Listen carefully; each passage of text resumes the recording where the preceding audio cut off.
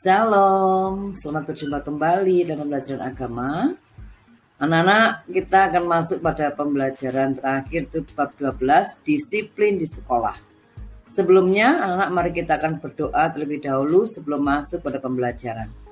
Bapa di dalam surga, terima kasih untuk kasih-Mu yang Tuhan anugerahkan bagi kami. Kami akan belajar, tolonglah kami, buatlah kami mengerti. Terima kasih Tuhan, dalam nama Yesus, amin. Anak-anak masih ingat apa arti disiplin? Disiplin adalah taat pada aturan. Jadi disiplin itu taat pada aturan. Nama lainnya adalah tertib. Nah, setelah kita belajar disiplin di rumah, di lingkungan, dan sekarang kita disiplin di sekolah. Anak tahu apakah sekolah?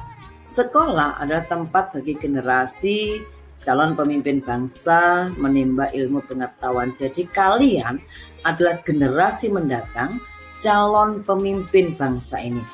Kalau yang nanti yang sudah tua tidak ada, maka kalianlah yang meneruskan untuk menjadi pemimpin-pemimpin di bangsa ini. Untuk itu anak-anak harus sekolah dengan rajin, dengan gembira. Ya anak-anak ya, baik.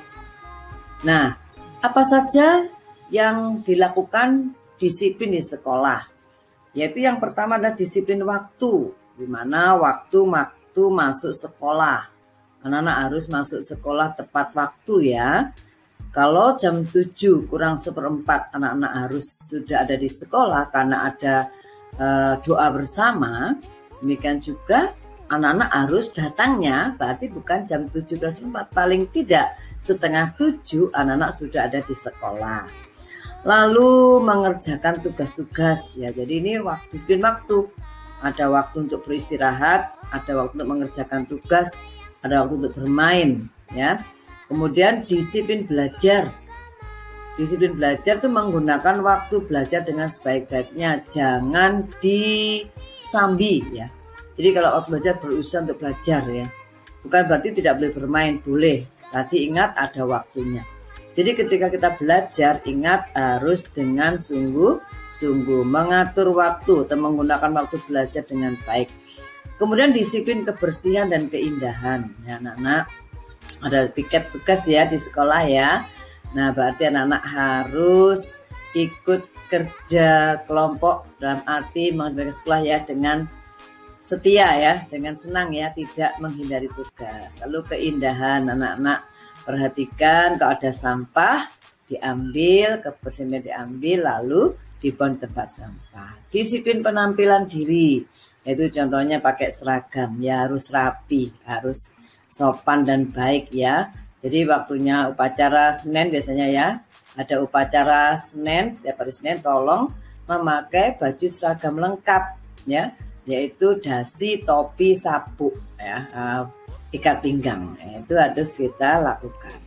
Ini bentuk-bentuk disiplin yang ada di sekolah. Dan kedisiplinan itu untuk kebaikan kita semua, baik untuk kalian sendiri dan juga untuk orang lain ya. Itu adalah bentuk-bentuk disiplin.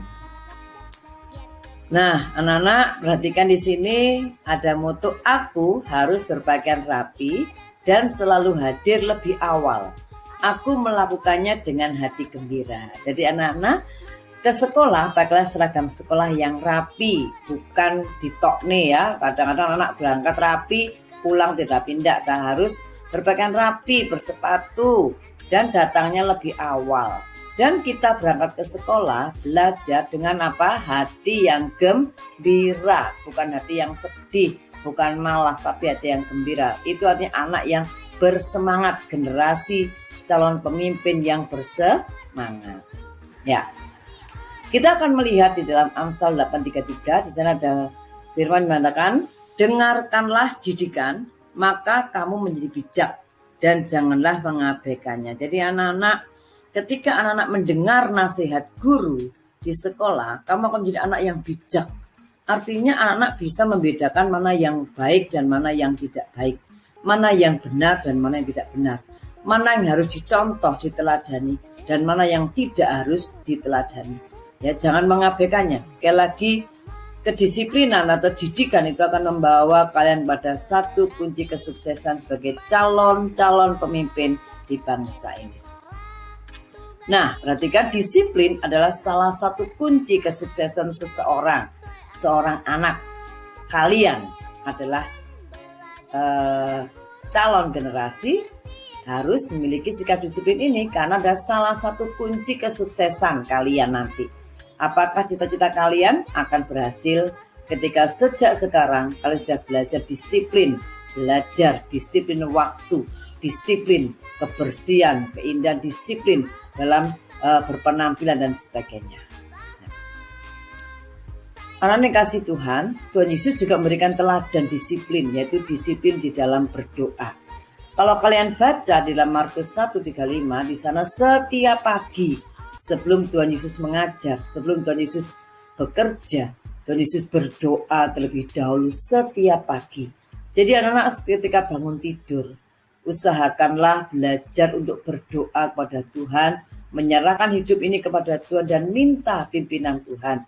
Supaya kita hari ini, sepanjang yang kita alami hari ini, mendapatkan kekuatan dan hikmat Tuhan, ya, supaya Tuhan menuntun kita ke jalan yang benar, ya. Nah, anak yang kasih Tuhan, Tuhan Yesus datang ke dunia itu untuk mengajar dan memberitakan Injil. Apakah Injil? Injil itu adalah kabar sukacita atau kabar gembira. Mengapa?